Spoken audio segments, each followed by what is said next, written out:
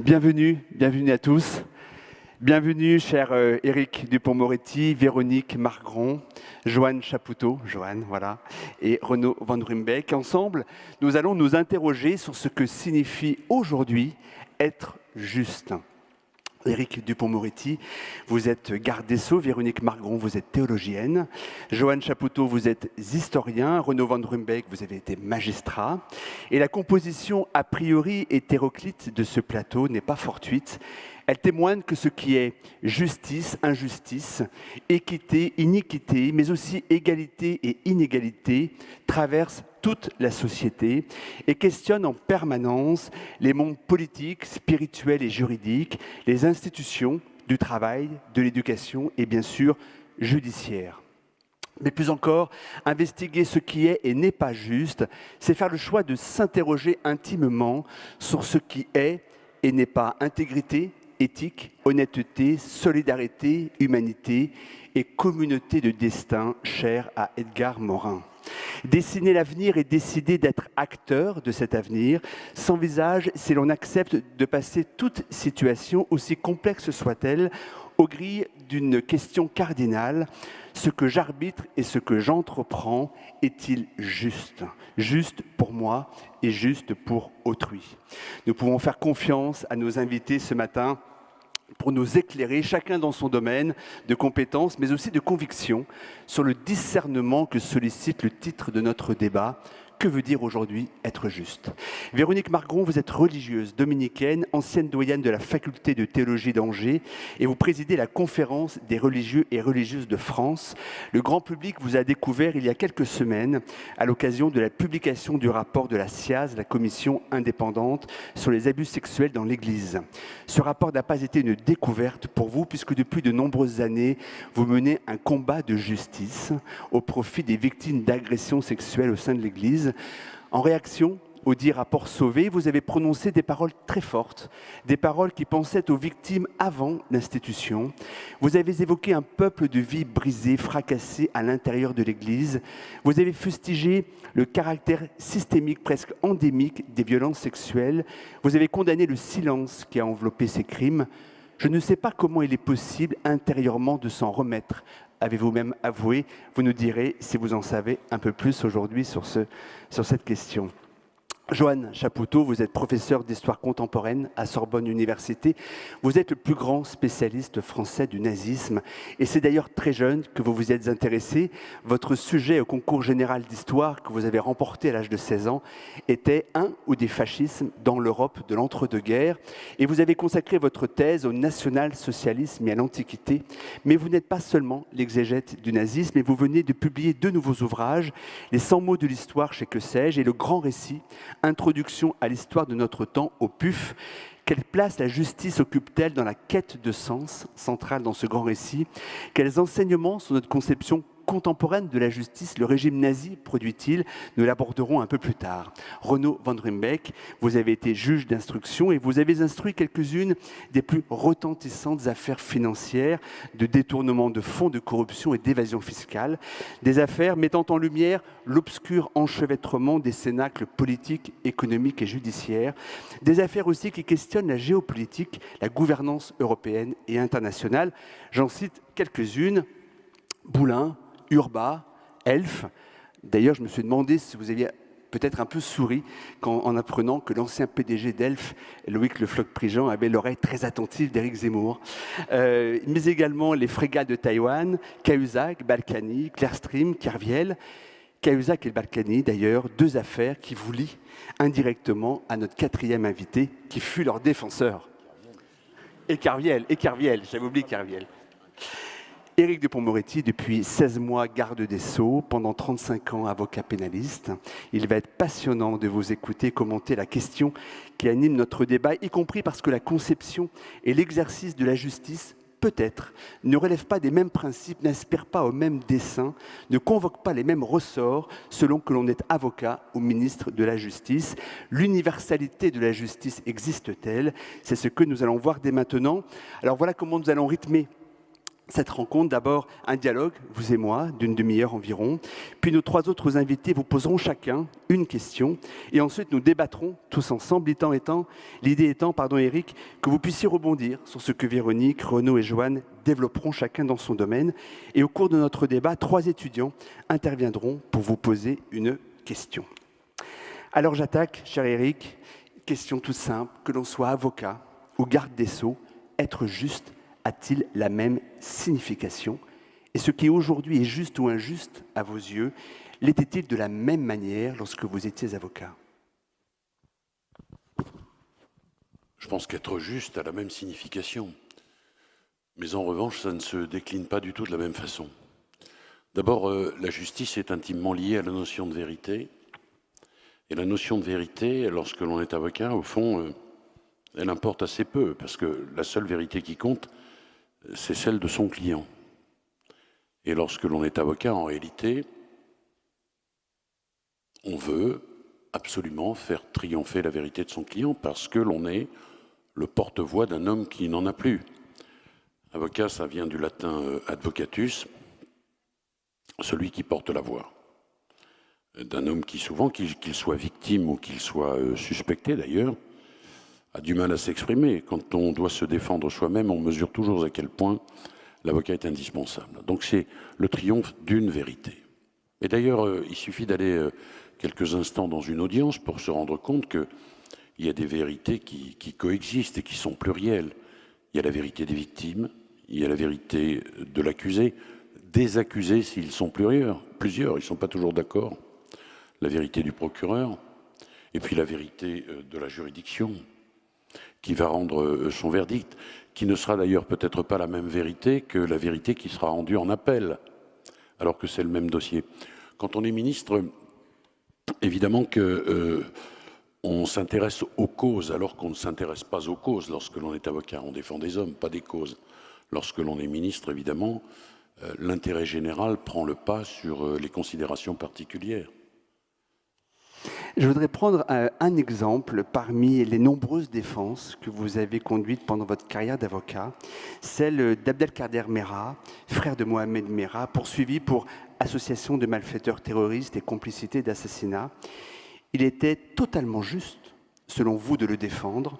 Une partie de l'opinion publique, politique et médiatique estima votre engagement totalement injuste. Est-il aujourd'hui plus qu'hier difficile de s'entendre, de faire commun finalement sur ce qui est juste et injuste? D'abord, la défense de Merah, je la revendique en tant qu'ancien avocat. Pourquoi? Défendre Merah, ce n'est pas défendre l'islamisme radical. Mais c'est démontrer que notre société ne perd pas le nord et ne perd pas des règles, au fond qu'il a fallu des millénaires à élaborer lorsque l'on est en présence de celui ou de celle qui, dans le box des accusés, incarne le mal absolu. Ce qui signe la pacification, c'est la signature de l'armistice, c'est le procès de Nuremberg. Et dans le procès de Nuremberg, il y a des nazis, vous en parlerez peut-être tout à l'heure, nazis patentés, avérés, revendiquant encore, qui vont être acquittés pour certains d'entre eux. Spierz, l'architecte maudit, si j'ose dire, ne sera pas condamné au maximum de la peine, il va écoper de 20 ans, ils seront tous défendus.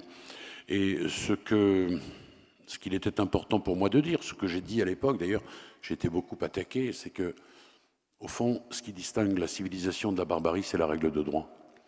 Et si un islamiste radical se revendiquant comme tel n'est pas défendu, alors ce sont les islamistes qui ont gagné.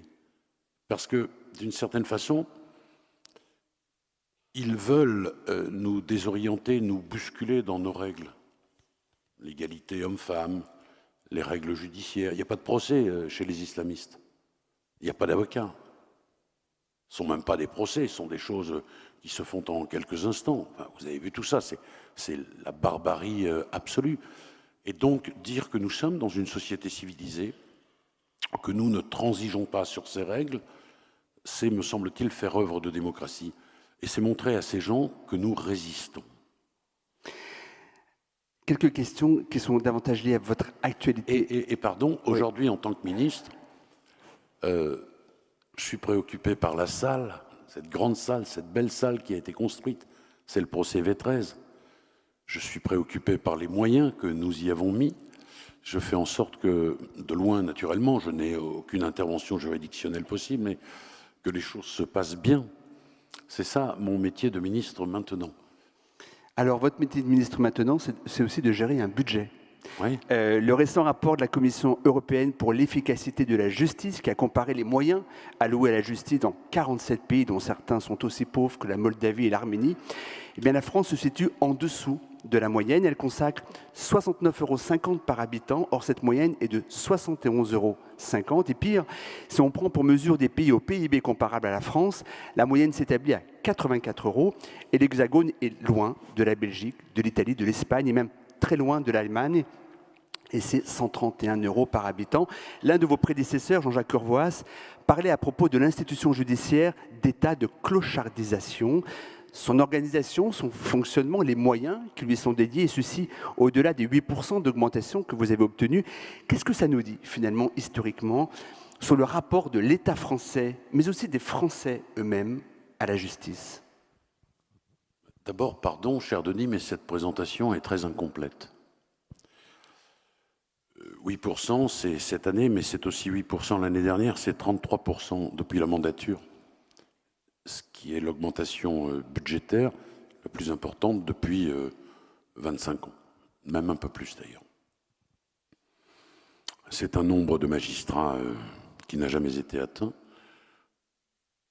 Vous êtes goguenard, monsieur Van Ruymbeck, mais nous avons franchi le seuil des 9000 magistrats. Nous en sommes à 9090. 50 embauches cette année, c'est 850 greffiers qui ont été embauchés. Et c'est un plan d'embauche, ce que l'on a appelé les sucres rapides, qui correspond à une augmentation de personnel de plus de 10%. C'est 2100 personnes qui ont été embauchées en quelques mois. Donc je pourrais dire, si l'occasion m'en est donnée, ce que nous avons fait, évidemment, avec ce budget et avec ces personnels supplémentaires. Je ne sais pas ce que ça dit. Moi, je suis dans le constat qui est celui que faisait Jean-Jacques Urvoas, qui effectivement a parlé de clochardisation. Je pense qu'il y a une volonté manifeste d'améliorer les choses. Et il y a un rapport récent de la Cour des comptes qui dit que cet argent n'est pas toujours bien utilisé. Je schématise en disant cela, mais qu'en revanche, la justice a aujourd'hui les moyens. Et si je vous dis tout, lorsque je suis arrivé à la chancellerie, j'entendais en permanence les magistrats me dire manque de moyens, manque de moyens, manque de moyens. C'était une ancienne permanente, j'entendais ça. Et aujourd'hui, on commence à dire c'est pas tellement le manque de moyens, même s'il faut encore faire des efforts, mais c'est en réalité l'équipe autour du magistrat que l'on est en train de repenser. Et pour que vous sachiez, le taux de vacances, vous savez tous ce que c'est que le taux de vacances, s'agissant des magistrats, il est pratiquement égal à 0 aujourd'hui. Il n'y a plus de postes manquants. Alors ça ne veut pas dire qu'il ne faut pas en créer encore. Et moi, je suis allé expertiser un peu ce qui se faisait dans les pays européens qui nous entourent. Il y a des choses très intéressantes, je vous en reparlerai peut-être tout à l'heure. En Hollande, par exemple, dans les Pays-Bas, pardon, ils ont une réserve d'avocats qui deviennent magistrats une fois par mois et une réserve de greffiers qui deviennent magistrats une fois par mois.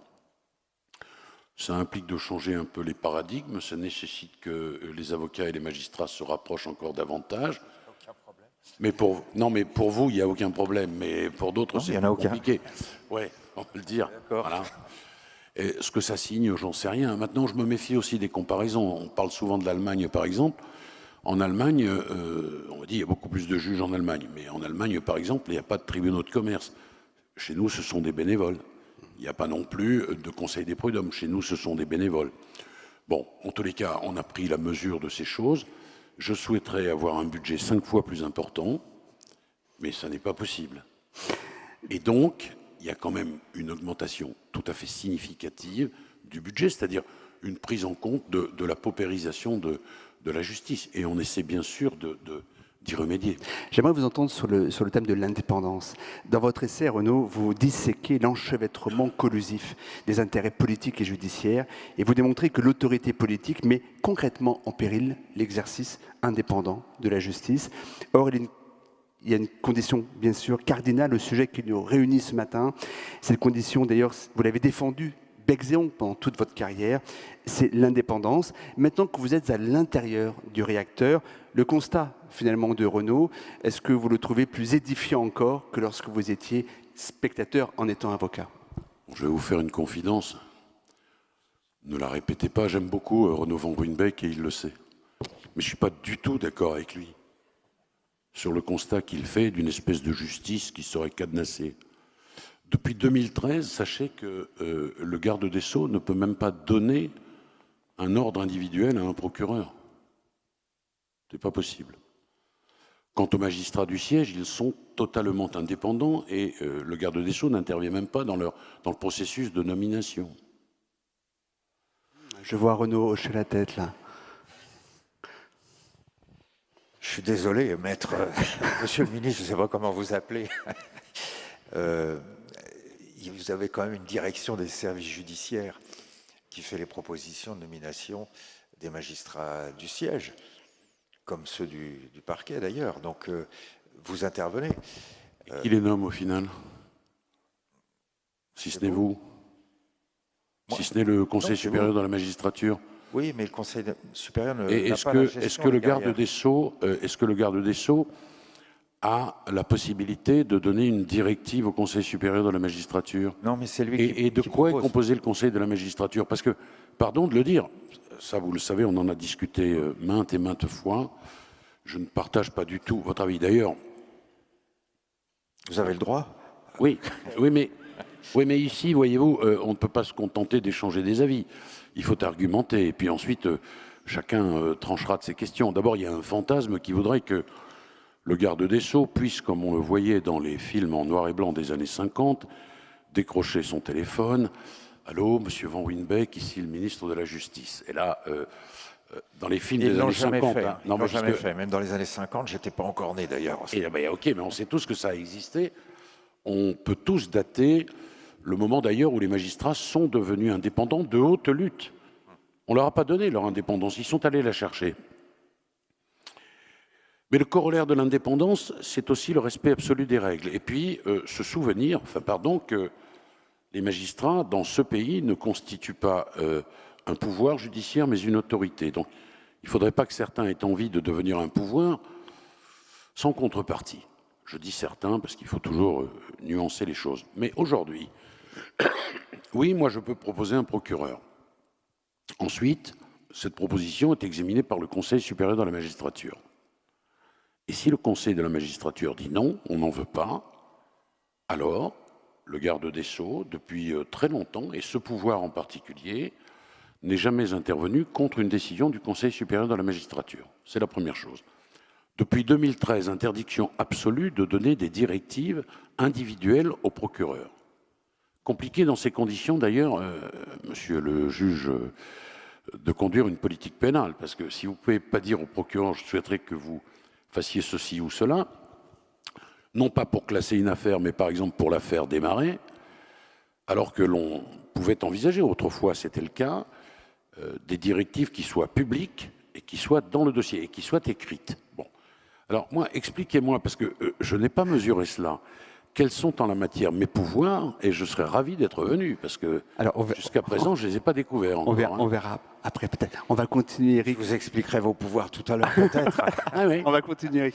Oui, mais on ne pourra pas faire l'économie de ce débat, parce que moi je dis qu'on est dans le fantasme, et ceux qui nous écoutent ont besoin de savoir pourquoi vous dites que la magistrature de ce pays n'est pas indépendante, et moi je réaffirme au contraire qu'elle est indépendante. Mais ce que je dis en plus, c'est qu'il faut à la fois qu'elle soit impartiale, parce que c'est gentil d'être indépendant, mais l'indépendance, ce n'est pas le viatique à tout,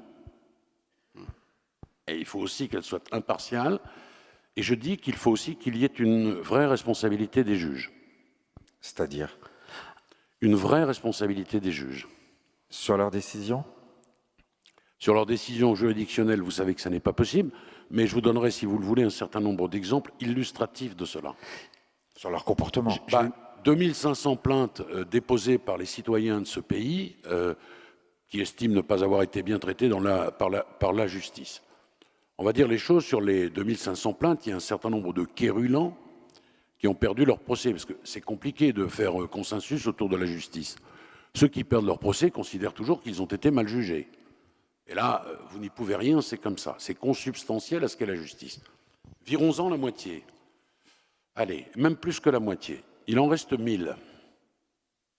Vous savez combien il y a de décisions qui ont été suivies des faits? Combien de plaintes qui ont été suivies des faits? 0. Des plaintes auprès de qui? Auprès du Conseil supérieur de la magistrature. Pourquoi le Conseil supérieur de la magistrature ne donne pas suite? Je vais ramener un tout petit, même si c'est extrêmement intéressant, mais je vais ramener un petit peu le débat. J'essaie juste de répondre, mais... Bien sûr, non, mais vous pourrez répondre. Vous interdisez à la défense de cette parole. Je trouve ça insupportable. Non. Et vous êtes d'accord avec moi? Non, au contraire, moi j'appelle de mes voeux que vous vous exprimiez là-dessus, puisque nous sommes dans une divergence totale, et que les gens, quand ils sortent d'ici, vont pas se dire, il y a Dupond-Moretti qui dit blanc, Van Ruijnbeek qui dit noir, il faut qu'il se fasse une opinion quand même. Quel est le pouvoir du garde des Sceaux aujourd'hui en termes de dépendance des magistrats? Je vais vous dire, le garde des Sceaux, et c'est très bien comme ça d'ailleurs, n'a pas le pouvoir d'interférer dans le juridictionnel. Et d'ailleurs, il y a un... Ça, on est d'accord. Oui, voilà. D'ailleurs, un point d'accord. Voilà, donc... Éric, j'aimerais qu'on parle de la liberté.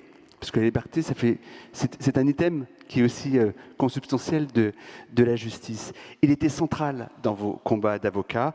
Être ministre, c'est en partie, bien sûr, renoncer à sa liberté au nom de la solidarité gouvernementale, de la loyauté qu'on doit au chef de l'État, et aussi parce qu'il faut respecter l'équilibre des intérêts des différentes parties prenantes.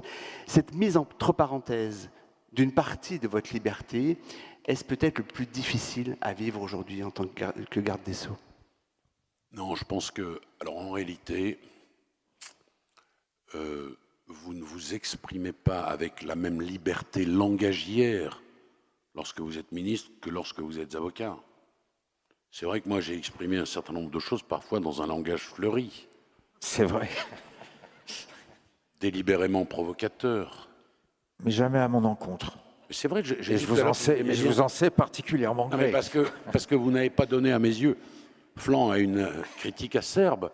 C'est pour ça que vous avez été épargné de l'expression de ma vindicte. Non, mais enfin, quand on est ministre, évidemment qu'il y a un certain nombre de choses qu'on ne peut plus exprimer de la même façon. On est dans un intérêt particulier lorsque l'on est avocat. Lorsque l'on est ministre, il y a une forme qui est différente. Mais je ne pense pas que sur le fond, j'ai transigé en quoi que ce soit avec ce que j'ai toujours défendu. J'ai même la certitude d'ailleurs de n'avoir transigé sur rien. Mais je veux donner un exemple. Regardez. Quand je suis avocat et qu'on crée les cours départementales criminelles, je dis mais on va tuer la cour d'assises traditionnelle à laquelle je suis infiniment attaché, le jury populaire, etc. Ça a été toute ma vie. Puis je deviens ministre. Et ces cours criminelles départementales, elles sont en cours d'expérimentation. Qu'est-ce qu'on me dit de ces juridictions? D'abord, on me dit les magistrats et les avocats qui la pratiquent. Ça marche bien. Ensuite, on me dit les délais d'audiencement sont plus courts. Ensuite, on me dit les taux d'appel, partie civile, ministère public, accusés, sont plus faibles. Partie civile, naturellement, sur les intérêts civils, puisque, je ferme cette parenthèse. Ensuite, on me dit que ça règle définitivement la question des viols qui étaient correctionnalisés. C'était insupportable pour les victimes, pour les femmes victimes de viols, notamment. Et là, je dis, je suis toujours avocat avec l'expression qui était la mienne autrefois, où je prends en considération l'intérêt général et je demande l'extension de ces cours départementales criminelles. Ben oui, je le fais. Dès que je le fais, certains avocats disent, mais il a trahi. Et moi, j'ai au contraire le sentiment d'être pleinement ministre. Justement, j'aimerais que vous réagissiez parce que votre action ne fait bien sûr pas l'unanimité. C'est normal, on l'imaginait bien parmi les magistrats, on s'y attendait peut-être moins chez les avocats. Et par rapport à ce que vous évoquez, je voudrais citer Marie Dosé, qui est avocate pénaliste. C'était le 24 octobre, sur le plateau de C'est politique. Elle exprime, je la cite, sa sidération. On ne pouvait pas se douter qu'en quittant la robe, M. Dupond-Moretti renoncerait à tout ce pourquoi il s'est battu pendant 30 ans. Sa parole était celle d'un homme libre et comptait pour les justiciables et les citoyens. Sa manière d'analyser les choses était très pertinente et très courageuse. C'est la dégringolade. Et justement, elle met notamment en cause la généralisation des cours criminels et puis bien sûr le sujet qui fait l'actualité sur le secret professionnel et le fait que, certes, il est étendu aux activités de conseil, mais sont retirés de son domaine la fraude fiscale, la corruption et le blanchiment. Est-ce que vous vivez ces attaques comme de l'injustice? Enfin, pardon de vous dire que l'avocate en question qui entend se faire un peu de notoriété en injuriant le ministre de la Justice, je ne surréagis pas à cela. Chacun peut s'exprimer comme il veut. Là, on est dans l'ordre de l'injure. Mais les attaques en général... Non, mais la critique, quand même, on vit dans une société démocratique. On peut ne pas être d'accord, et même on doit ne pas être d'accord sur un certain nombre de questions. C'est plutôt sain. Bon, de là basculer vers quelque chose d'injurieux. Moi, j'aime bien les avocats qui mettent en avant leurs résultats, mais pas qui injurient copieusement les autres. Je viens de m'expliquer, sur la cour départementale. Je suis avocat, j'ai une position, je deviens ministre, je suis pleinement informé de ce que ça marche. Est-ce que je devrais démolir quelque chose qui marche au motif que lorsque j'étais avocat, j'étais contre, alors qu'on me démontre aujourd'hui... Par l'expérimentation que ça marche. Par l'expérimentation que ça marche et que c'est bon pour le justiciable. Et d'ailleurs, si j'avais démoli ces cours criminelles départementales, on aurait dit il est toujours avocat. Et si je dis maintenant, moi, on me démontre que ça marche et j'entends l'étendre et maintenir ce dispositif, on me dit il a trahi. Alors, vous savez, c'est extrêmement compliqué. Puis vous ne pouvez pas toujours regarder ce que disent les uns et les autres. Dans l'action politique, vous prenez un certain nombre de décisions. Moi, j'ai pas la main qui tremble. Sur le secret professionnel des avocats, pardonnez-moi de vous dire que nous avons construit avec les députés et les sénateurs un secret professionnel qui est bien plus protecteur que ce qu'il y avait avant. Et je l'ai démontré. J'ai d'ailleurs écrit à l'ensemble des avocats par le truchement des différents bâtonniers pour dire il y a un certain nombre de malentendus et on va les dissiper. Voilà ce que ce texte apporte. Mais je pense qu'il y a une confusion entre le secret professionnel et le secret du conseil, parce que le secret professionnel est garanti par la Constitution, sont les droits de la défense, tandis que le secret du conseil est en réalité une activité commerciale examinée comme telle et ne bénéficie pas d'une protection constitutionnelle ou même conventionnelle. Donc le secret du conseil n'a jamais été un secret absolu. Et aujourd'hui, nous l'avons limité à quelques infractions, dont la fraude fiscale. Et les Français, d'ailleurs, ne comprendraient pas qu'il en soit autrement. Et M. Van Ruynbeck, qui connaît bien ces affaires financières, pourrait vous dire que le secret du Conseil n'a jamais bénéficié d'un secret absolu. Mais je pense que certains l'ont oublié. Et aujourd'hui, d'ailleurs, vous avez vu que ce texte fait plutôt consensus auprès même de la profession d'avocat. Un mot de politique. Vous avez tâté de la politique électorale il y a quelques mois, lors du scrutin régional départemental. On va le reconnaître sans grand succès. Et vous y êtes allé notamment pour combattre les injustices, pour combattre l'injustice avec un I majuscule qu'incarne à vos yeux le Rassemblement national. Votre échec, électoral bien sûr, la popularité toujours élevée de Marine Le Pen et celle dorénavant d'Éric Zemmour. Qu'est-ce que ça signifie, selon vous, des déterminants de la justice aujourd'hui au sein de l'opinion publique? Bon, d'abord, merci de rappeler ce résultat exceptionnel. Mais en même temps, alors je vais vous dire, je ne regrette pas d'y être allé, parce que d'abord, ça permet de se confronter à la seule souveraineté populaire possible, enfin l'expression démocratique. J'ai rencontré des gens absolument incroyables. Je suis retourné d'ailleurs dans ma région d'origine. Ça m'a fait beaucoup de bien. Le résultat n'est pas au rendez-vous, évidemment, de mes espérances. Et oui, je suis allé dire un certain nombre de choses. Par exemple, aux électeurs d'Hénin-Beaumont, je suis allé dire que Marine Le Pen, je ne la voyais jamais à l'Assemblée nationale, ce qui est vrai. C'est une réalité. Je l'ai peu vue. Et d'ailleurs, la fois où je l'ai vue, je l'ai interpellée, très aimablement d'ailleurs, de façon très républicaine, en lui disant c'est un grand privilège pour moi de voir. Puis le reste était moins amène, mais c'était quand même dans les limites du plus que convenable. Non, cette banalisation m'inquiète infiniment.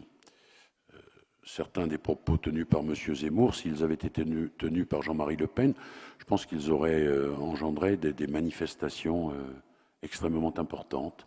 On a banalisé tout ça. Alors j'en fais le constat, je ne connais pas les raisons. Les raisons, c'est sans doute, oui, un certain malaise auquel il faut naturellement répondre. Vous savez, après les Gilets jaunes, le président de la République, il a quand même été rencontrer les gens, discuter avec eux. Moi, je veux faire ça. Je ne crache pas sur les électeurs, sur ces électeurs-là. Je veux les convaincre. C'est un peu différent. En revanche, évidemment, quand j'entends un certain nombre de choses, sur les prénoms, par exemple, quand j'entends qu'un monsieur directement victime de Mohamed Merah, et qui décide d'enterrer ses enfants en Israël, son fils et ses deux petits-enfants, et que M. Zemmour dénie à cet homme et à sa famille la nationalité française, comme si d'ailleurs il avait cette possibilité, et que personne ne dit rien, ou que peu de gens s'émeuvent. Je trouve qu'on est dans une drôle d'époque. Ouais. Ouais. Moi, pardon, mais vous savez, les choses, on est tous le fruit de notre histoire, et puis on les ramène toujours un peu à soi, mais j'ai une maman qui a 85 ans, qui est italienne, qui est devenue française, une Française de préférence, comme on disait à propos du groupe Manoukian. Et si demain elle me demandait d'être inhumée en Italie, je ne considérerais pas a priori qu'elle a perdu la nationalité française. Puis sur les prénoms, vous voyez, c'est infiniment choquant. J'ai eu l'occasion de rencontrer la famille de Samir Béja. Je ne sais pas si tout le monde connaît ce nom et ce prénom. Samir Béja, c'est un des garçons qui est mort sur le théâtre d'opérations militaires. Il était français, il défendait la France. Il n'avait pas 20 ans. Donc si vous allez dire à ses parents que donner un prénom d'origine africaine, Samir en l'occurrence, c'est une insulte à la France, au secours. Ce constat...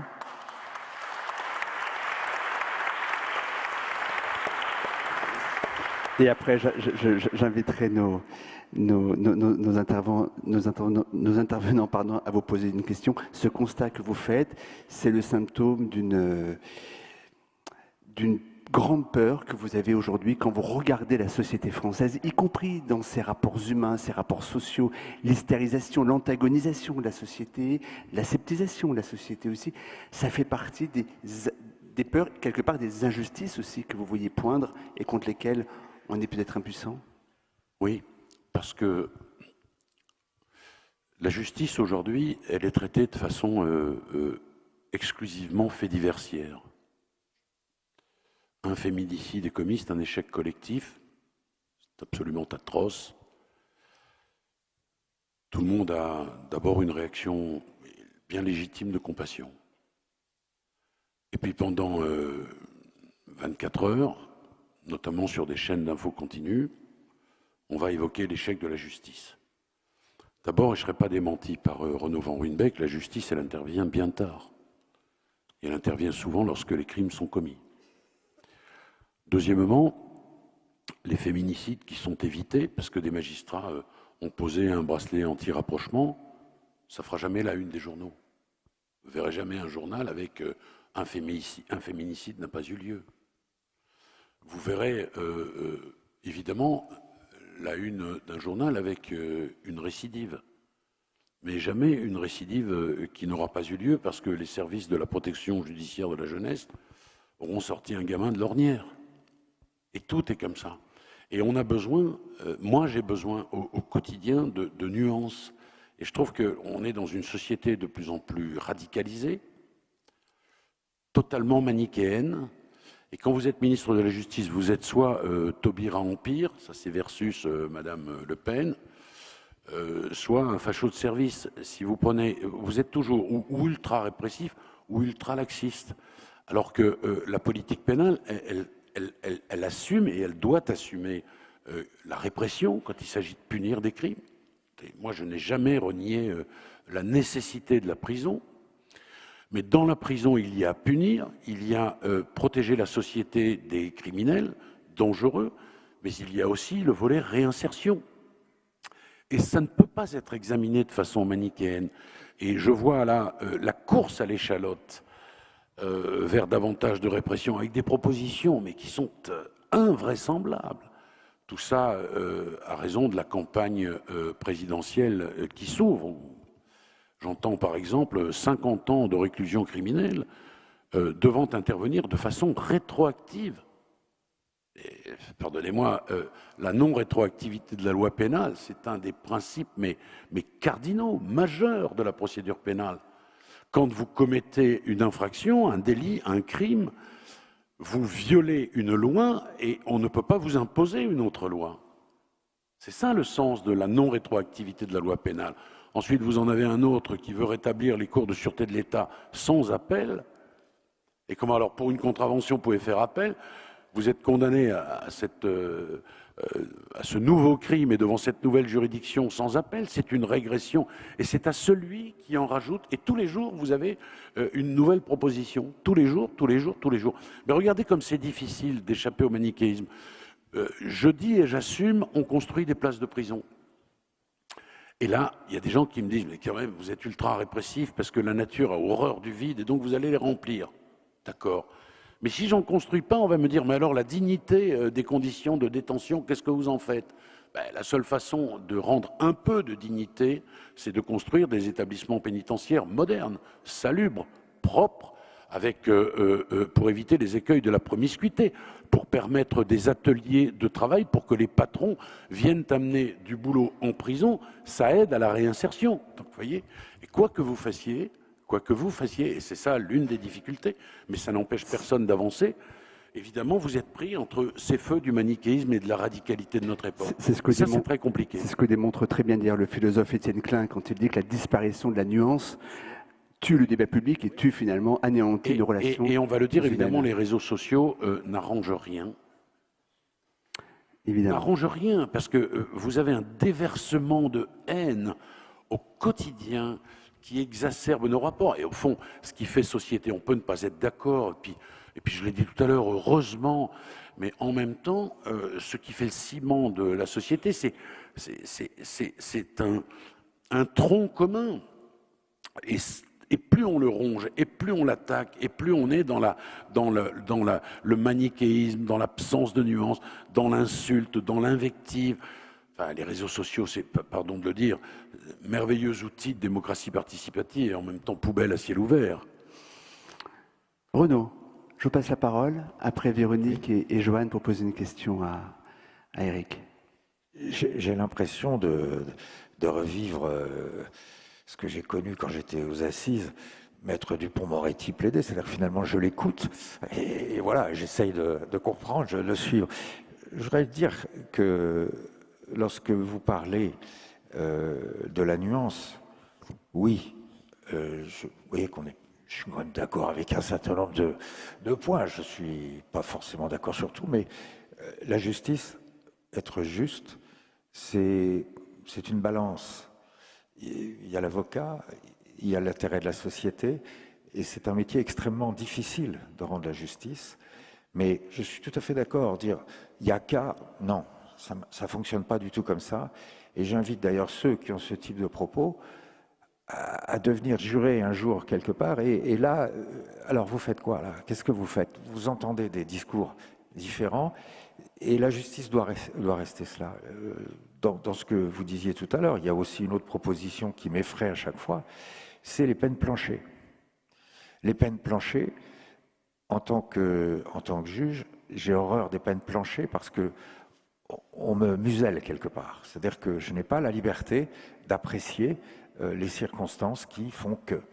Et on peut arriver avec des peines planchées à des solutions, mais complètement décalées. Voilà, c'est-à-dire que c'est la liberté du juge, la liberté en conscience.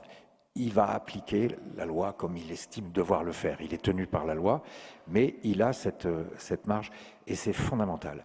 Donc, il faut nuancer, et les discours yaka, etc., bon, ce sont des discours électoralistes. Moi, je ne fais pas de politique, je dis simplement, laissez les juges apprécier. Ils se feront critiquer de toute façon, puisque ceux qui décident se font critiquer, mais il est important d'avoir cette liberté fondamentale du juge. Véronique, que vous inspire le dialogue que nous avons eu avec Éric, et puis l'échange aussi avec Renaud, bien sûr, mise en perspective du thème qui nous réunit aujourd'hui? Oui, je vous remercie. Moi, j'avais deux questions. Une tellement large que je ne sais pas s'il faut y répondre. C'est, en fin de compte, à travers tout ce que vous évoquez, de façon plus subjective, qu'est-ce que c'est qu'être un homme juste, y compris un homme juste au cœur des responsabilités qui sont les vôtres aujourd'hui. Et puis mon autre question est plus située par rapport à mes préoccupations, plus que ça d'ailleurs, actuelles. C'est que le juge Édouard Durand, donc coprésident de la commission indépendante sur les violences sexuelles faites aux mineurs, dont les incestes, évalue à 160 000 le nombre d'atteintes sexuelles annuelles rien que sur les mineurs, donc sans parler des personnes vulnérables ou rendues vulnérables par des phénomènes d'emprise et d'abus de pouvoir. Et on voit que sur ces 160 000 estimés, le nombre de ceux et celles qui, y compris adultes, y compris 20 ans plus tard, peuvent porter plainte est absolument minime, et que parmi ceux-là est encore plus minime ceux qui parviennent à ce qu'un procès puisse avoir lieu. Donc c'est pour moi une forte interrogation sur comment la justice peut être juste face à des crimes comme ceux-là, et face quand même aux répercussions que nous connaissons désormais bien, de l'ensemble des traumatismes provoqués par ces crimes qui sont, semble-t-il, quand même très particuliers, puisque moi je rencontre des victimes de 80 ans, 90 ans, qui ont été victimes de prêtres ou de religieux, et dont le traumatisme est peut-être encore plus actif aujourd'hui qu'il ne l'a été précédemment. Et donc cette absence de possibilité de faire justice, ou en tout cas cette extrême difficulté, est une béance et une énorme souffrance pour les personnes, et puis je pense une faillite pour la communauté humaine que nous sommes.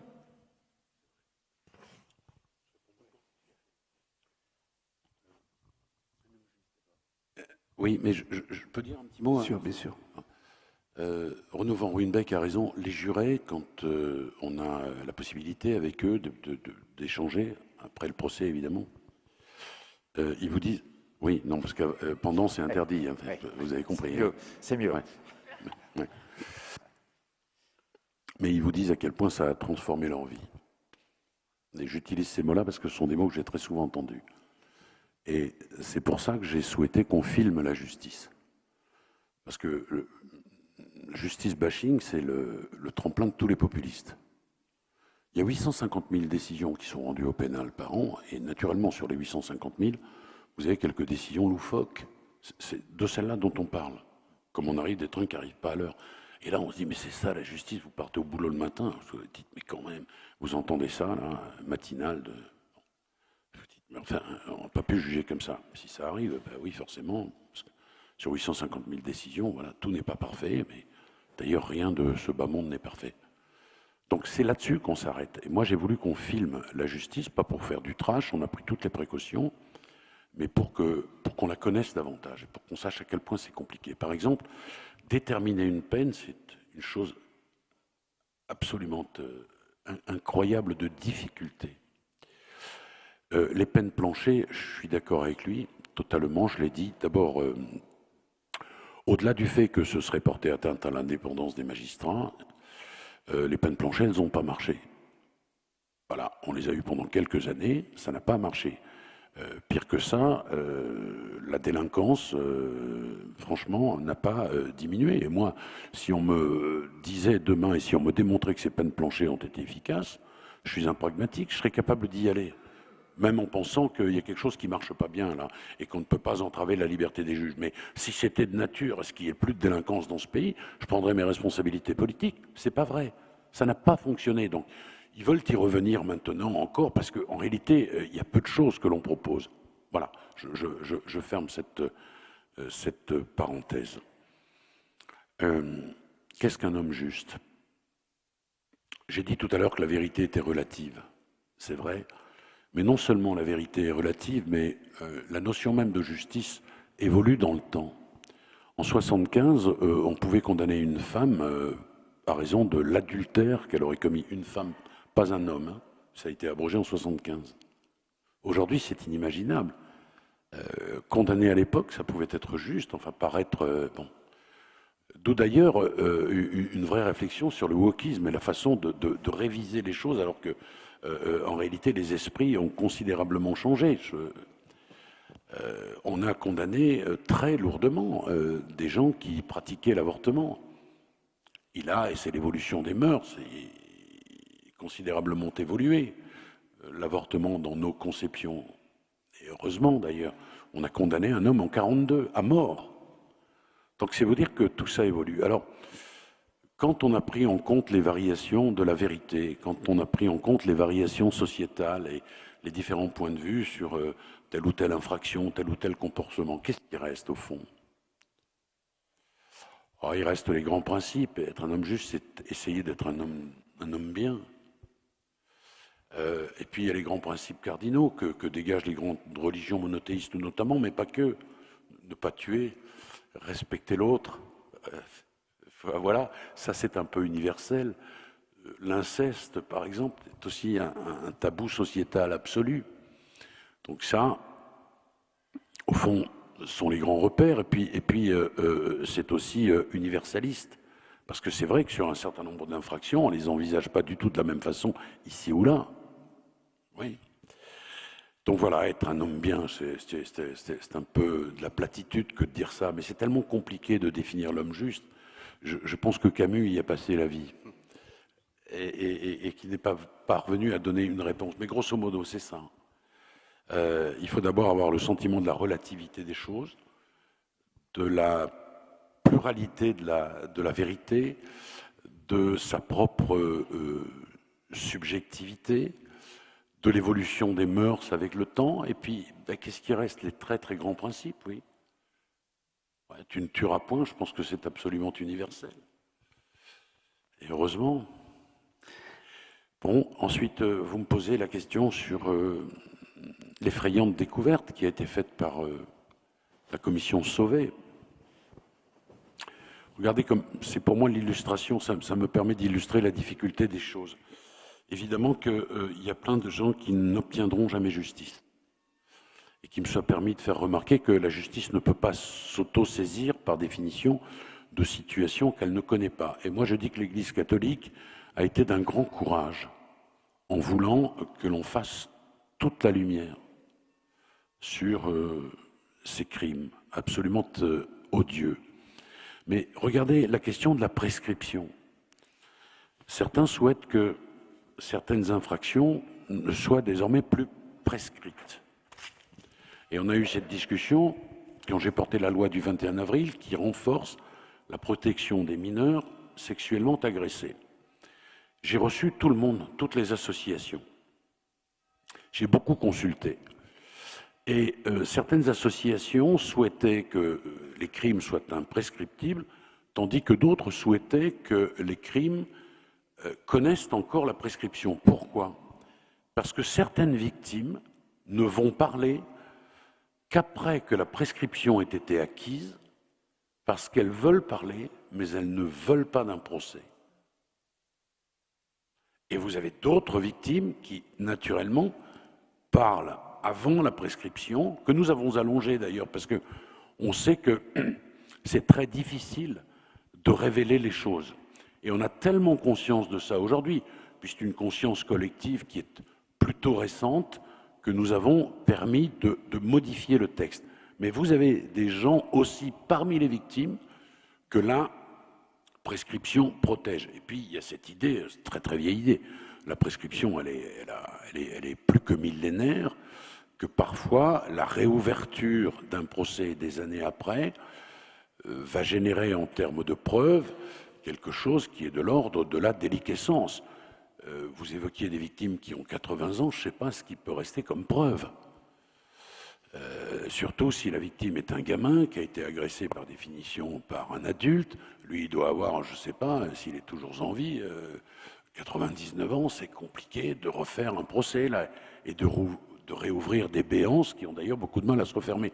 Donc, ça posait la question d'autres formes de justice, justement, oui, qui puissent restaurer. Des alternatives, en fait. Voilà, des alternatives à la justice pénale comme telle, à la question du procès, qui puissent restaurer de la dignité, qui puissent restaurer de l'intégrité.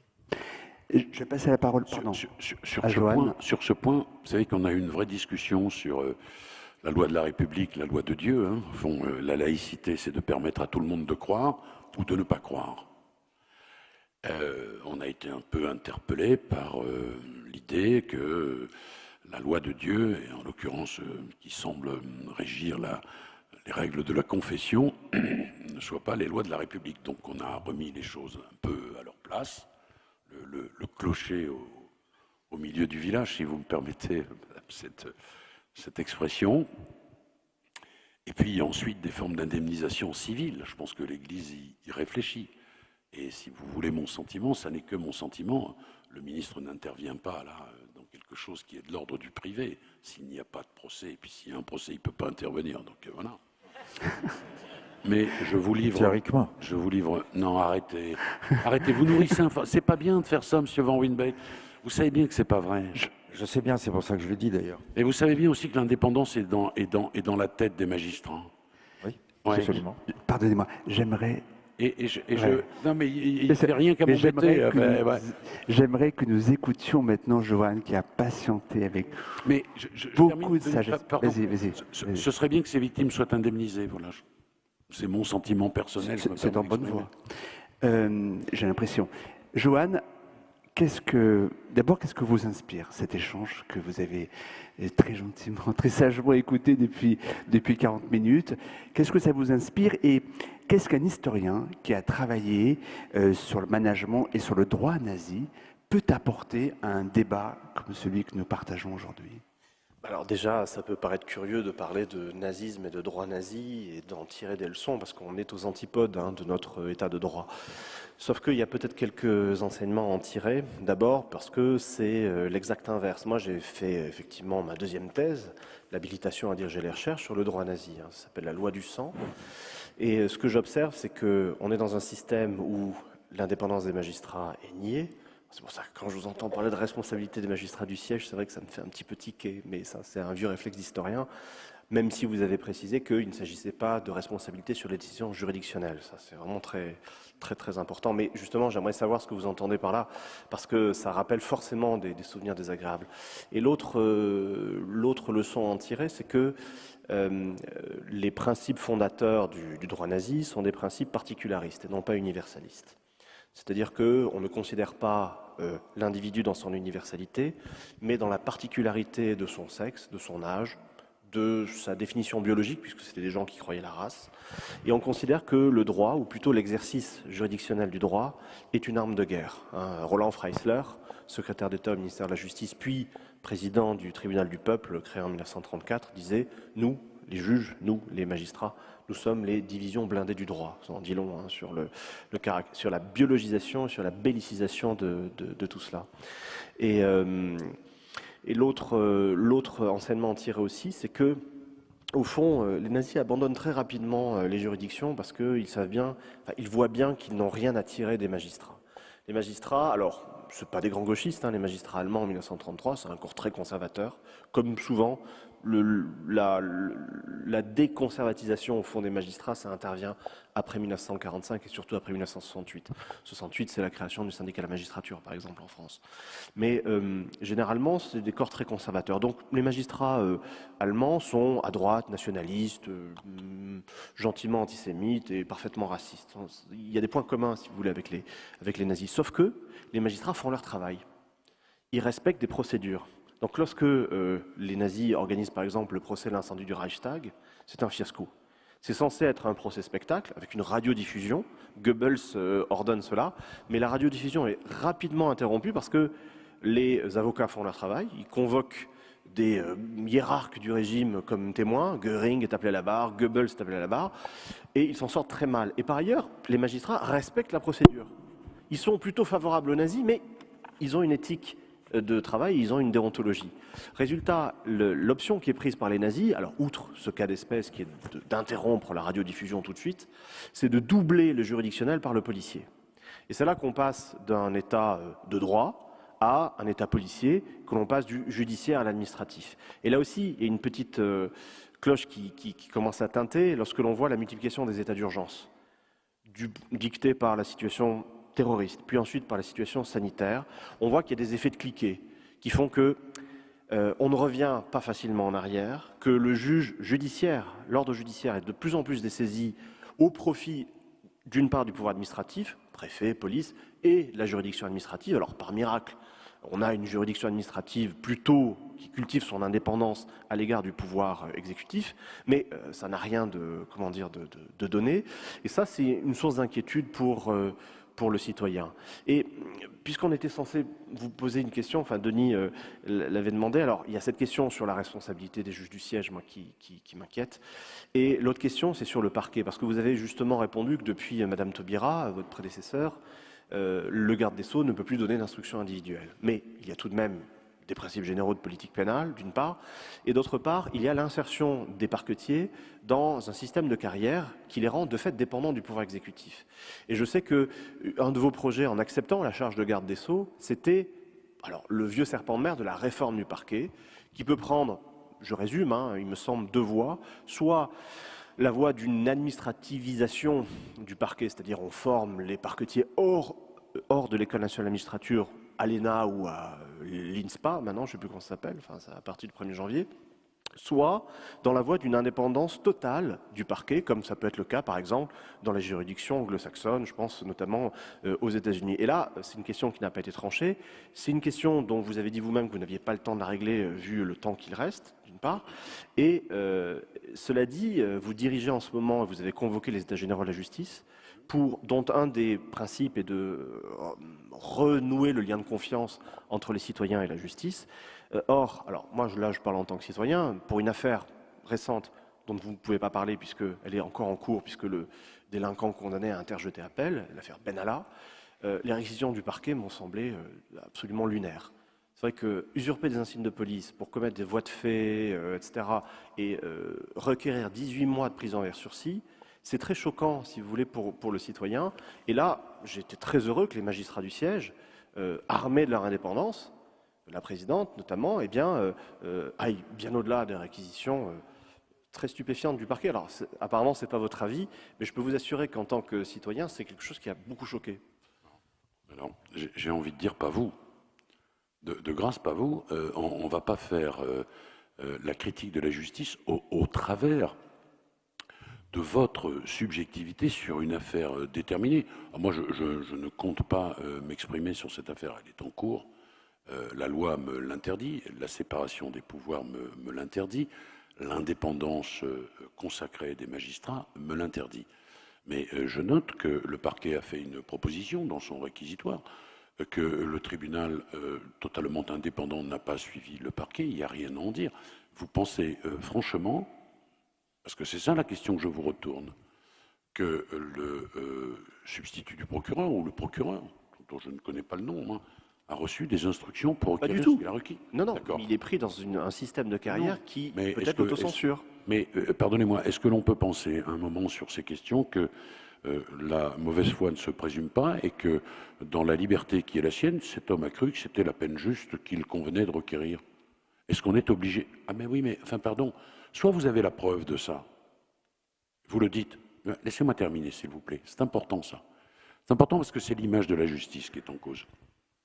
Soit vous avez la preuve de ce que vous dites, et voyez-vous, à ce moment-là, c'est absolument inacceptable. Voilà. Soit vous n'en avez pas la preuve, mais vous ne pouvez pas, au nom de la subjectivité qui est la vôtre, au fond. Mais, non, mais vous savez, il y a autant de procureurs qu'il y a de sélectionneurs d'équipe de France. Je vais vous dire, vous dites, ah ben moi, à la place du procureur, voilà ce que j'aurais requis. Peut-être que le citoyen Van Ruynbeck, le citoyen Éric Dupond-Moretti, le citoyen Denis Lafay, madame, voilà, on ne peut pas faire ça. C'est interdit, me semble-t-il, c'est interdit. La justice dans ce pays démontre tous les jours qu'elle est indépendante. Voilà. Auprès des autorités politiques de haut niveau, la justice, franchement, aujourd'hui, vous le savez. Le siège, c'est pas le parquet, et le parquet, c'est pas le siège. Non, mais j'entends bien ce que vous dites, mais on ne peut pas jeter l'honneur d'un procureur au chien au motif qu'il vous semble à vous qu'il aurait fallu requérir une autre peine. Enfin, je suis désolé. Moi, je peux vous dire que ce monsieur... Non, mais moi, je le défends âprement, je ne le connais pas. Mais je dis d'abord que la bonne foi se présume. Voilà. Et que quand on est dans la dénaturation de tout, ben, ça nous pose un certain nombre de problèmes. Et qu'on ne peut pas regarder la justice sous l'angle et sous le prisme d'une affaire dont vous ne connaissez pas les tenants et les aboutissants. Enfin, pardon de vous dire que ce monsieur, il a une personnalité qui peut être appréciée diversement par les différents protagonistes judiciaire, le procureur, à son avis. Voilà. Moi, je ne veux pas rentrer dans ce débat-là, parce que c'est ça qui désagrège l'image que l'on a de la justice. Enfin, pardon de vous le dire. Maintenant, sur la responsabilité, je vais très très vite, je vous vois trépigner, mais je vais très très vite. Sur la responsabilité de la justice, l'indépendance de la justice ne peut pas être le viatique de toutes les hérésies, pardon de vous le dire. Le juridictionnel est préservé, mais par exemple... est-ce qu'un magistrat qui, heureusement, ça n'arrive pas tous les jours, heureusement, et on va le dire, 99% des magistrats font bien le travail. Mais vous avez parfois, Renaud Van Ruynbeck pourrait vous le dire, des magistrats qui se comportent mal avec des justiciables, comme vous avez des avocats qui ne font pas le job, des garagistes qui ne le font pas. Est-ce que ça mérite, à raison de l'indépendance, que l'on n'aille pas voir un certain nombre de choses? Non. Donc il doit y avoir un système de responsabilité. Voilà. C'est déjà maintenant, le cas. Il y a une responsabilité. Est-ce que vous voulez d'un système dans lequel le parquet soit totalement indépendant, ne dépende plus de la chancellerie en matière de politique pénale, mais auquel cas, quelle sera la légitimité? Moi, demain, si on n'est pas content de la politique pénale que je mène, que m'inspire le gouvernement, il y a les urnes. Quelle sera la sanction démocratique d'un procureur général de la nation qui déciderait de la politique pénale de ce pays? Et alors nous aurions une autorité judiciaire qui deviendrait un pouvoir judiciaire, mais quelles en seraient les contreparties? Attention à tout ça. Vous me parlez des États-Unis, mais aux États-Unis, ils sont élus. Moi, je trouve que ce n'est pas un bon système, parce qu'il faut voir les campagnes électorales de magistrats. Ça donne lieu à toutes les démagogies. Je pense que la magistrature n'a pas besoin de ça. Mais moi, je dis et j'affirme que aujourd'hui, il est impossible de donner des directives individuelles. C'est la loi depuis 2013, et vous le savez, que je peux faire, moi, des circulaires à l'attention de tous les procureurs généraux pour qu'elles soient diffusées, pour mettre en place la politique pénale que je veux mettre en place. En matière disciplinaire, je ne peux pas intervenir directement. Ben, écoutez, franchement, et la justice démontre tous les jours qu'elle est indépendante, en ce compris du pouvoir politique. Renaud, je vous fais réagir, bien sûr, mais justement, j'ai une question pour introduire peut-être votre réaction. Les États généraux, comme l'évoquait Joanne, ont pour enjeu de renouer, de restaurer la confiance entre les Français et la justice. Quand on lit votre livre, on se dit que c'est un combat qui a très peu de chances d'être... C'est un enjeu qui a très peu de chances d'aboutir. Est-ce que je me trompe? Vous avez, vous, confiance dans la capacité des États généraux, notamment, de restaurer cette confiance? Par principe, je suis toujours dubitatif. Vous l'avez compris, c'est mon métier. Je me pose toujours la question de savoir si ça va servir à quelque chose. Ce que je voudrais dire par rapport à l'indépendance, c'est que je rejoins Éric Dupond-Moretti lorsqu'il dit « les juges sont indépendants. Ils prennent les décisions en toute indépendance. » Reste le problème des procureurs. Ils ont conquis de fait leur indépendance. Il y a eu une évolution considérable qui s'est produite. Elle existe en fait, c'est-à-dire qu'aujourd'hui, on n'étouffe plus une affaire. J'ai connu une période où je me suis heurté au procureur général qui étouffait des affaires. Bon, et je l'ai vu, je l'ai constaté. il y a eu une évolution, c'est-à-dire que la justice a conquis son indépendance. Ce que je regrette simplement, c'est qu'il y a toujours une suspicion parce qu'il y a toujours un lien. Alors on peut discuter techniquement de la nature de ce lien, c'est peut-être pas l'objet ici, parce je veux bien rentrer dans tous les détails, mais Non, faut pas qu'on rentre dans les détails. simplement, il y a un lien, et vous avez raison de dire qu'aujourd'hui, et j'en suis personnellement convaincu, et je situerai le tournant à l'époque de Madame Taubira, je suis d'accord avec vous, je ne pense vraiment pas que le garde des Sceaux intervienne auprès des procureurs dans les poursuites individuelles. Ce que je regrette simplement, c'est qu'il y a toujours une suspicion à cause de ce lien, notamment par rapport au pouvoir de... Mais vous voyez, il me laisse jamais parler. Elle peut être légitime, peut-être. Pardon. Se poser la question peut Non. être légitime. Non mais pardon. Non, Moi, mais je viens à votre secours. oui, j'ai Je compris, viens mais dire, vous pas n'intervenez complètement. pas.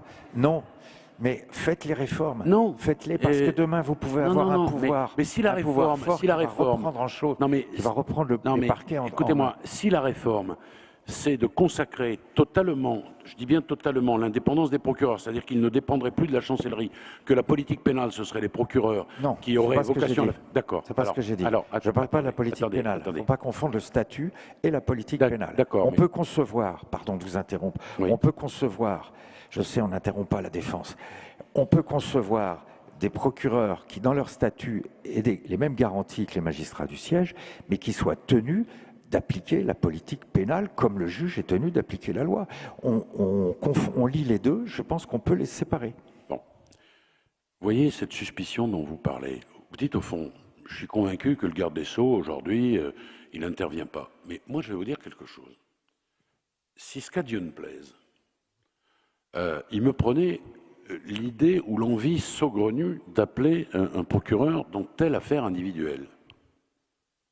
Dans les 10 minutes qui suivent, ah ben vous dites bien sûr, dites Oui, mais ça a changé, c'est ça qui a changé. Attendez, mais ça a considérablement changé moi, depuis moi 30 je ne veux ans. pas que les gens sortent d'ici en se disant « Ah mais la justice, elle est indépendante, mais enfin quand même pas trop. » Bon, attendez. Dans les 10 minutes qui suivent, bien sûr, je pense qu'il y a un papier dans Mediapart que je Ne me dis ça au regardez hasard, pas hein. comme ça en prononçant le nom de Mediapart. Pourquoi Non, pourquoi pas, oui. Bah, pourquoi pas Oui, moi- mais vous avez raison, je finis. vous ne pouvez plus intervenir. Et Faites le pas. garde des Sceaux est crucifié et à juste titre. Enfin, les règles, elles sont les règles. Quand on est garde des Sceaux, on accepte de les exercer comme elles ont été définies par la loi et notamment par la loi de 2013.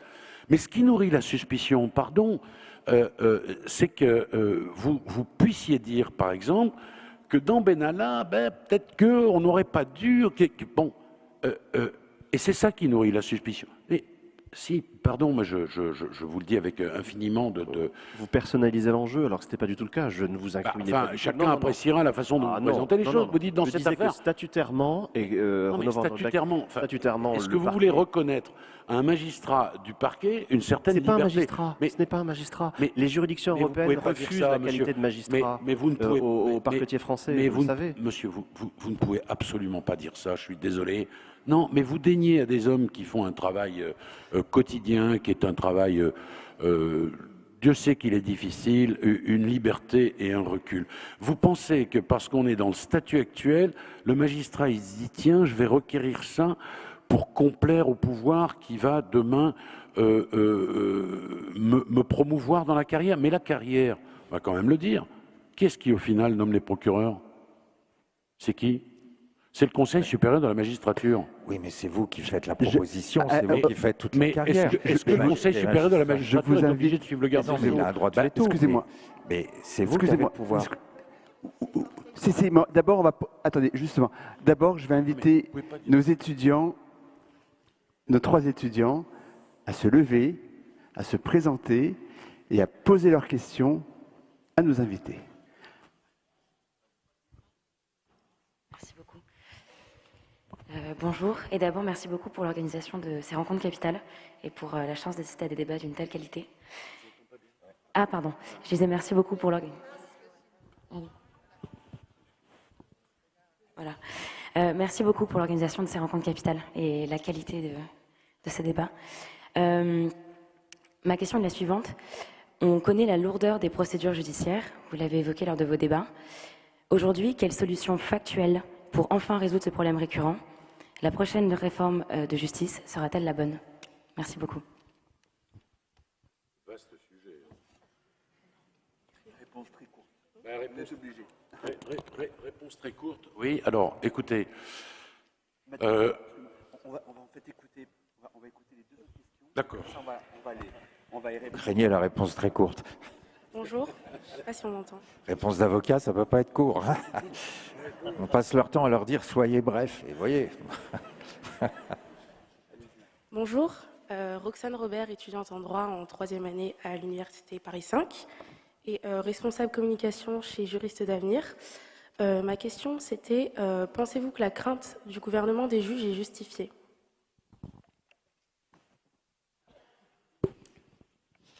Bonjour ma sœur, bonjour messieurs. Moi, ma question, donc je m'appelle Thibaut de Villeneuve, je suis étudiant en école de commerce. Et ma question serait de savoir si, dans une société où le politiquement correct domine, est-ce que cela peut finalement circonscrire la vérité historique? Merci. C'est de savoir si, dans une société où on a un politiquement correct qui domine de plus en plus, est-ce que cela va pouvoir un jour circonscrire la vérité historique? Vous pourriez répondre d'ailleurs à cette question. Non, je pense pas. Je pense pas parce qu'on est dans une société de libre expression. Alors, je ne sais pas ce que vous appelez le politiquement correct qui domine, mais si le politiquement correct, c'est de rappeler que le maréchal Pétain a eu un rôle pas très glorieux dans la poursuite des Juifs de France, dans leur déportation et leur extermination, non, c'est pas du politiquement correct, ça c'est du factuel, c'est de la vérité historique qui est établie avec les mêmes méthodes d'ailleurs que les magistrats instructeurs, hein, par recoupement de sources et par définition de ce lieu géométrique qui est le minimum de vérité sur lequel on peut se fonder. Donc non, là vraiment, je ne vois absolument aucune menace pour la science historique. Véronique, j'aimerais d'ailleurs, pour rebondir sur ce que dit Johan, ce que vous avez vécu, ce que vous avez éprouvé avec le rapport Sauvé, est-ce que ça peut nous donner des pistes de réflexion sur la manière de donner la justice? À la fois le rapport et puis aussi les enseignements qui ont été tirés ces dernières semaines, notamment à Lourdes, qui semblent être indiquer un pas important vers davantage de justice pour les victimes, bien sûr, et pas pour l'institution. Alors, il me semble qu'on pourrait dire deux choses. Tout d'abord, ce que le rapport Sauvé dit dans son introduction, en reprenant une parole de Desmond Tutu, lorsqu'il a remis le rapport sur la commission Vérité et Réconciliation à Nelson Mandela, où il parlait de « assez de vérité ». Et j'ai trouvé que c'était une notion magnifique, parce qu'en fin de compte, le assez de vérité, et là, le assez de vérité concernant des crimes sexuels remontant depuis les années 50, donc le assez de vérité pour que cette vérité soit utile, pour qu'elle puisse servir et aux victimes d'aujourd'hui et à leurs proches et à l'avenir, c'est-à-dire et à la prévention de ces crimes. Donc ça, je pense que moi j'ai trouvé que c'est une notion très juste non pas sur le faire la justice, mais sur le faire justice, de le faire à partir de assez de vérité. Et ce qui rejoint ce que vous disiez sur cette géométrie nécessaire du assez de vérité. Et puis la deuxième chose, c'est qu'il me semble que ce que ça rend possible, enfin j'espère bien en tout cas, que c'est ce que nous allons non seulement mettre en place, mais faire effectivement, c'est d'introduire un tiers de justice. Et en quelque sorte, la commission indépendante a servi de tiers de justice. C'est-à-dire sûrement pour la première fois depuis peut-être toute sa vie, l'Église catholique a cessé d'être juge et partie. Mais s'est rendu compte que pour le pire d'elle-même quand même, que de commettre des crimes qui détruisent des vies entières, donc pour le pire d'elle-même, il lui fallait faire appel à un tiers et considérer ce tiers comme un tiers de justice, qui fait justice. Et donc où la première œuvre de réparation pour les victimes, c'est cela. C'est cette reconnaissance de la réalité à la fois des crimes subis, des crimes commis et du mal subi durant tragiquement souvent quasiment toute la vie ou toute la vie pour les victimes. Et donc aujourd'hui, l'Église en France, dans d'autres pays aussi, mais en tout cas pour nous ici, a décidé, que ce soit du côté des évêques ou du côté des religieuses, d'instaurer des commissions indépendantes qui vont recevoir les personnes victimes, reconnaître les faits, reconnaître l'ampleur des traumatismes et effectuer des réparations, enfin faire médiation pour effectuer des réparations. Donc il me semble que nous sommes dans cette même démarche, de dire on ne peut pas faire, malheureusement dans la plupart des cas, on ne peut plus faire la justice parce que les faits sont prescrits, parce que beaucoup d'auteurs sont morts, parce qu'il y a des personnes qui de toute manière ne le veulent pas, y compris si on fait des signalements, mais qui ne le veulent pas. Mais par contre, on peut non pas faire la justice, mais faire justice. Et cette instauration du tiers est indispensable pour faire justice. Juste avant de laisser Eric répondre à nos invités, à nos étudiants, pardon, j'ai une question. Ce que vous avez constaté, les combats que vous menez ont peut-être fait parfois, peut-être pas vaciller, mais trébucher votre confiance, votre loyauté, votre fidélité en l'institution, en l'Église. Est-ce que c'était le cas aussi de votre foi? Est-ce que votre foi a été ébranlée par votre confrontation à cette réalité terrible? Si je vous disais non, ce ne serait pas juste pour le coup. Enfin, ça voudrait dire que ma foi ressemblerait à un coffre-fort. Et que j'aurais réussi à cacher la clé pour que ce coffre-fort ne soit pas atteint. Donc bien sûr que ma foi a été et reste touchée. Ce sont des questions abyssales quand même. La question à la fois de cette sorte de banalité du mal, tant il a été dénié par les institutions, dont celle de l'Église catholique, et puis de cet absolu du mal en même temps, de vie détruite à ce point, de vie de proche. Donc bien sûr que ma foi est touchée, mais la foi, quelle que soit notre foi, elle est forcément vivante. Donc si elle n'était pas touchée, en effet, ce serait grave. Éric, peut-être pour répondre à nos étudiants sur l'une des questions qui a été évoquée. Oui, on m'a dit rapidement, donc je vais essayer d'être rapide. La lourdeur des procédures, c'est un véritable problème auquel j'ai déjà essayé de m'attaquer en envoyant du personnel juriste assistant, assistant juriste renfort de grève dans toutes les juridictions, 2100 personnes. On commence à avoir des résultats parce qu'un juriste assistant aux côtés d'un juge en matière civile, c'est un jugement rendu 2 fois plus vite. Simplification de la procédure du divorce, je ne veux pas être trop technique, mais on l'a simplifié considérablement parce qu'il y a derrière toutes ces affaires civiles des gens qui attendent que la justice soit rendue et cette attente est insupportable. Bon.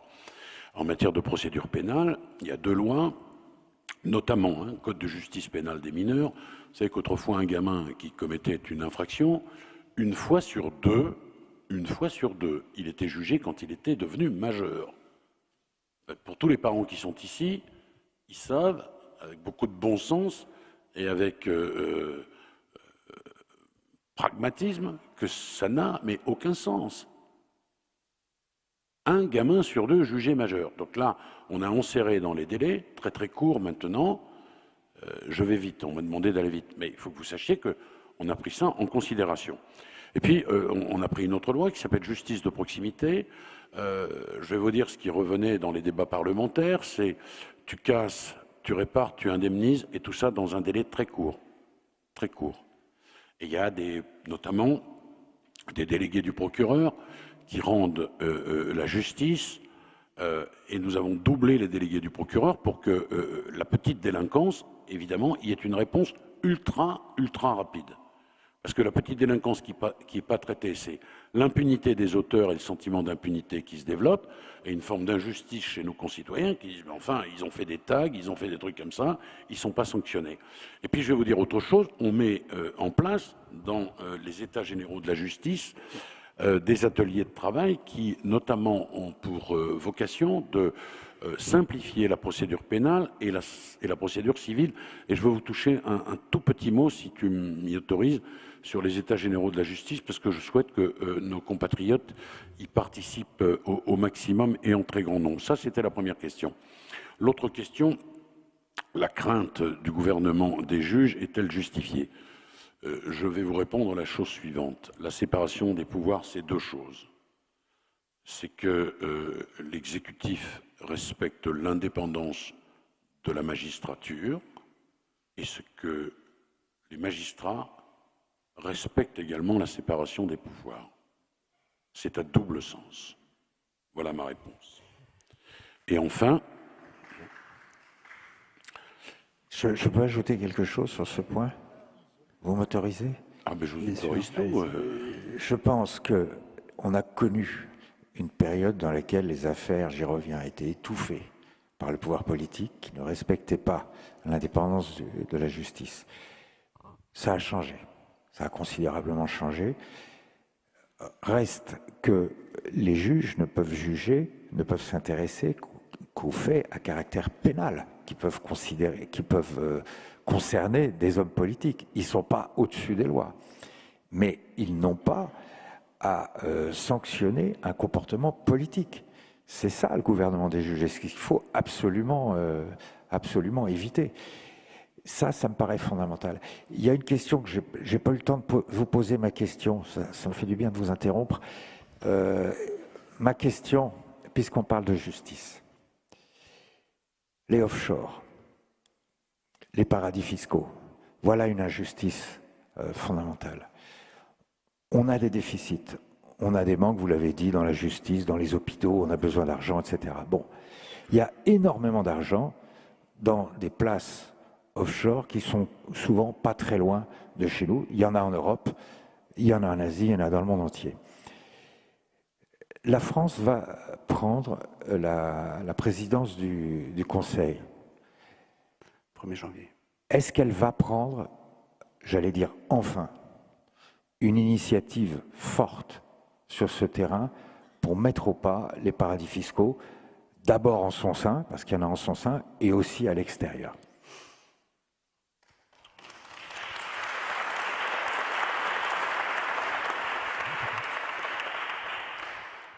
Je vais vous répondre rapidement, puis ensuite je viendrai à la question qui m'est posée par M. Van Ruynbeck. Sur le politiquement correct et l'historique, je pense que l'historique est l'expression de quelque chose de factuel, au fond, tandis que le politiquement correct est l'expression d'une subjectivité. Et c'est justement pour cela qu'on a besoin de l'historique et de l'histoire vraie pour combattre peut-être une expression subjective exprimée dans le cadre d'un politiquement correct. Bon. Sur le reste, Monsieur Renaud Van Ruynbeck, je voudrais vous dire d'abord qu'un certain nombre d'initiatives ont d'ores et déjà été prises par Bercy, que Bercy est à la manœuvre sur ces questions, mais que vous savez qu'il y a un certain nombre de freins qui ne sont pas des freins franco-français. Vous le savez. Vous ne méconnaissez pas cette réalité géopolitique. Je pense que ça dépasse largement le problème de Bercy. Il y a la fraude fiscale, mais il y a aussi de la grande corruption, il y a aussi des grands trafics de drogue, il y a aussi la fraude à la taxe carbone. Je vais vous dire, il y a énormément d'argent qui est fraudé et auquel nous n'avons pas accès. Il serait souhaitable qu'on aille chercher cet argent, qu'on aille le saisir et qu'on puisse remplir les caisses de l'État. Laissez-moi répondre, on est bien d'accord là-dessus, évidemment. Mais à la place qui est la mienne, par exemple, dans le périmètre qui est le mien, je ne suis pas le patron de Bercy, je veux par exemple faire avancer le dossier. Je parle en matière judiciaire, je parle d'enquête pénale. Mais j'y viens. Soyez pas impatients, j'y viens. C'est-à-dire que par exemple, on veut faire avancer un dossier, vous savez de quoi ça parle, c'est le fameux dossier e-evidence sur la preuve électronique qui bloque et qui permet évidemment de faire avancer un certain nombre de dossiers. Je pense également à Europol, je pense à Eurojust, tout ça ce sont des outils. Ah ben vous êtes sceptique, mais écoutez, moi je suis allé à Eurojust. Regardez les résultats. Ah ben les résultats. Il n'y a jamais eu autant d'argent dans les paradis fiscaux qu'aujourd'hui et on ne fait rien. Non mais attendez. Objectivement. Non mais ça c'est du discours de café du commerce. Mais pas du tout. C'est des enquêtes qui ont été bloquées, qui le sont encore aujourd'hui. C'est une réalité. C'est des milliers de milliards.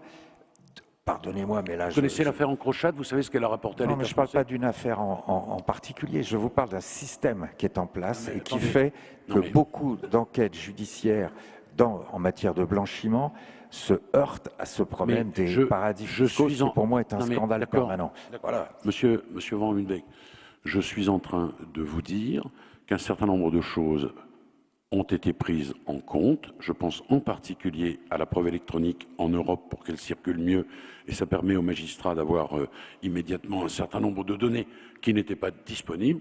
Je pense à Europol, je pense à Eurojust, qui sont des organismes européens qui permettent de mettre en relation les différents magistrats et qui fonctionnent et qui font... Et qui n'ont pas de pouvoir. Mais vous pouvez pas dire ça, c'est pas vrai. Mais je sais pas. Mais c'est pas vrai.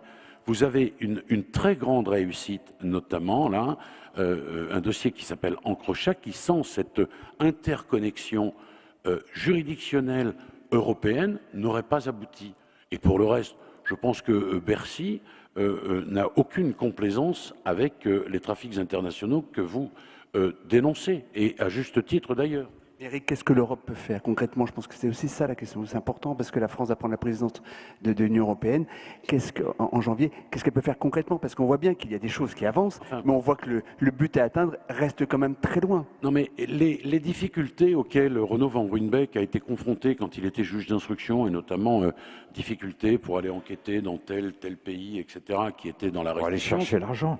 Pour aller chercher l'argent. Ce sont aussi des réticences que l'on rencontre au niveau national et diplomatique. Il ne suffit pas de demander pour obtenir. Il y a un certain nombre de pays, il en connaît la liste par cœur, et moi aussi, qui ont une véritable réticence à vouloir se livrer. Et vous avez bien compris qu'il ne suffit pas de vouloir pour réussir sur ces questions. Et vous savez, non mais vous les livrez ici comme si tout était simple. Non, attendez. Non, vous dites, attendez. Je dis qu'il faut peut-être les mettre au pas, parce que c'est des petits pays qui font de la résistance et qui protègent. Alors les mettre au pas, qu'est-ce que ça veut dire pour vous? Ça veut dire imposer au sein de ces pays des règles de transparence, qu'ils appliquent effectivement, qui traquent l'argent sale, au lieu de le protéger. Mais pardonnez-moi de vous dire qu'il y a un certain nombre de règles de transparence qui d'ores et déjà ont été mises en place, et qu'il y a un certain nombre de pays qui étaient sur les listes, et vous savez que sur ces listes, il y a le noir, le gris, le blanc, et qu'un certain nombre de pays qui étaient sur les... Ça ne veut pas dire grand-chose. Non, si, ça veut dire autant que ce que vous dites, parce qu'il y a un certain nombre de pays qui étaient stigmatisés pour favoriser la fraude fiscale notamment et son blanchiment, qui ont accepté un certain nombre de règles qui leur ont été imposées par la communauté internationale. Non mais pardon, ici on ne peut pas faire comme on fait sur certains plateaux, il n'y a qu'à faut qu'on faudrait. Hein. Il n'y a jamais eu autant, il y a une réalité que vous ne pouvez pas dénier. Je ne dis pas que la solution est simple, je dis simplement qu'il n'y a jamais eu autant d'argent sale dans les paradis fiscaux et qu'ils prospèrent. Voilà, c'est tout. C'est un constat d'impuissance. Voilà, c'est une réalité. C'est pour ça que je vous pose la question, je me permets de vous poser la question. Et je vous ai donné un certain nombre d'exemples, et je pense que Bercy, en termes de recouvrement de l'argent de la fraude fiscale, est à la pointe. Et vous ne pouvez pas dire que nous sommes complaisants envers ces phénomènes. Maintenant, il y a un certain nombre d'obstacles internationaux qui, à mon avis, devraient non pas interdire, mais nuancer. Je parlais tout à l'heure de nuancer le propos. C'est pas, mais qu'est-ce que vous faites? Vous faites rien, ça c'est facile. Il y a qu'à Faucon. Il y a plein de choses qui sont faites, mais vous comprendrez d'ailleurs que nous ne sommes pas seuls pour régler cette question, et qu'à compter du moment où ça s'inscrit dans quelque chose qui est de l'ordre de l'international, il y a un certain nombre de difficultés majeures. Maintenant, si vous avez les idées clés en main, voyez, vous venez me voir, je les note, et puis on est parti. Lisez mon livre. Lisez mon livre. Je l'ai lu. Mais je l'ai lu. Vous avez oublié que vous me l'aviez dédicacé. Nous allons... Il va être l'heure bientôt de conclure. Et alors pour conclure, j'aimerais un tout petit peu de poésie. En fait, un tout petit peu de poésie. Je peux vous dire quelque chose là. Très vite. Hein. Non, mais son livre, d'abord je l'ai lu, il n'y a pas les solutions qui... Vous le lirez également.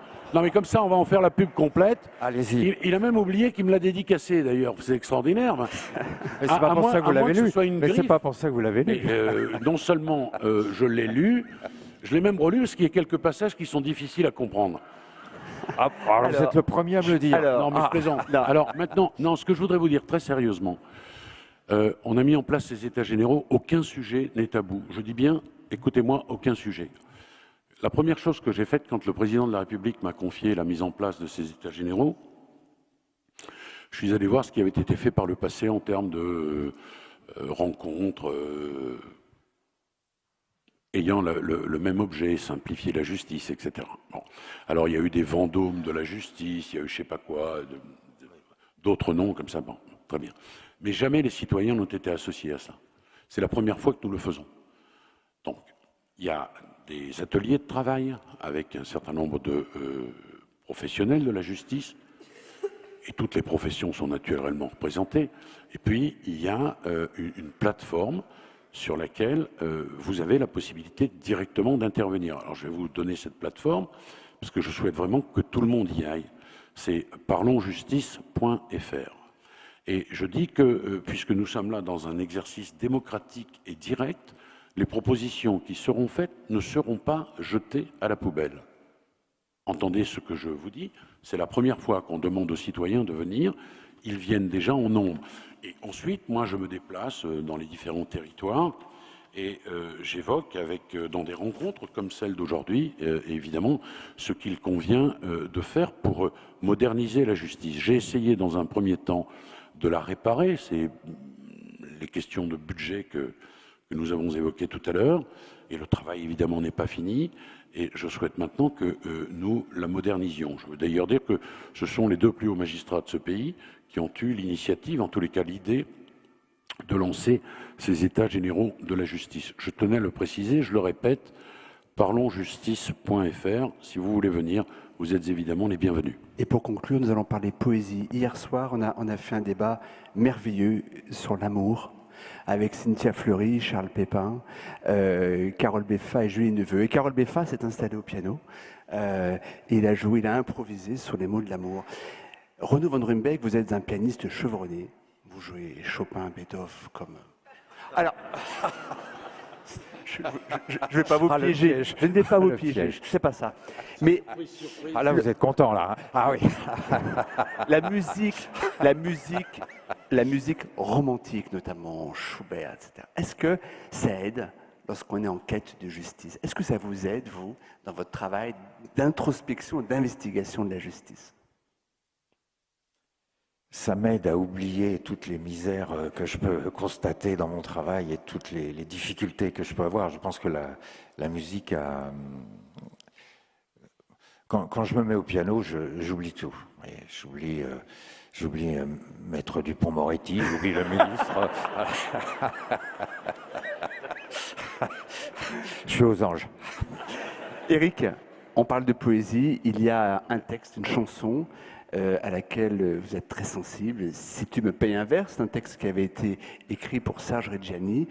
Qu'est-ce que ce texte, qui est très fort, dit-il de votre conception, de votre relation à la justice, à ce qui est juste? Oui, c'est un texte de Bernard Dimet qui est en réalité ce que dit une prostituée à un homme qu'elle rencontre. Je ne te demanderai pas qui tu es, d'où tu viens, et c'est un hymne majeur à la tolérance. Ça a été chanté par Serge Reggiani, bien sûr, mais pas que. Et oui, c'est une chanson à laquelle je suis particulièrement attaché. On a besoin de tolérance, on a besoin de nuances. Absolument. C'est ce qui nous permet de vivre ensemble. Merci, merci à vous, Kat, merci à vous tous. Et merci, Éric.